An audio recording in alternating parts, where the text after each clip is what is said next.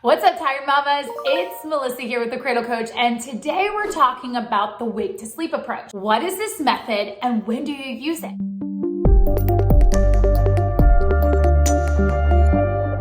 Well, it's a method that we use once sleep training has been in place. So your child's sleeping through the night, you're taking great naps, or maybe you're working on extending the length of your child's nap. That often is the case in this. Or your child suddenly wakes up early, that's when we start using this method. So the wake to sleep approach is just another tool in your toolbox that you can use to help build into your child's cycles of sleep. They just can't seem to get themselves back to sleep and they're waking themselves up habitually, meaning at the same time each and every time. So you want to kind of help promote that by giving them tools and ways to get them through that cycle of sleep and doing it on their own. Here is what we do for nap training when it comes to the wake to sleep approach. When your child goes to sleep, 15 minutes to 20 minutes later, go ahead into their room and gently stir them. Enough for their bodies to move ever so slightly so they're out of that sleep, but they're not awake. So don't wake them too much where they're up and they're at it, because if that's the case, you have to go ahead and execute sleep training technique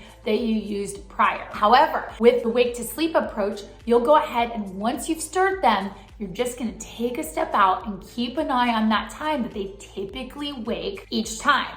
So if they can get through that, maybe the first day it might be 10 minutes longer, maybe the second day it's 15 minutes longer. But if you're seeing that same result by doing it every single day for the 3 to 5 days, then you can go ahead and find yourself seeing that they've naturally been able to do that without having to be up and sleep training them. So that's the wake to sleep approach for naps. For nighttime, we typically see about 45 minutes to an hour later after they've fallen asleep where you'll go in and you'll gently stir them. This is used typically when they're waking up early in the morning or they wake up at the same time each night, knowing full well that they can sleep through, they just are waking because their body clocks are waking them up. So you can try this approach for 5 nights, 45 minutes to 60 minutes after they've fallen asleep at the start of bedtime. You'll go ahead, gently stir them, make sure they move a little bit and step out. If they have woken up, again, you'll use your sleep training technique to make sure they go back to sleep and everything's fine. Use this, like I said, for 3 to 5 days,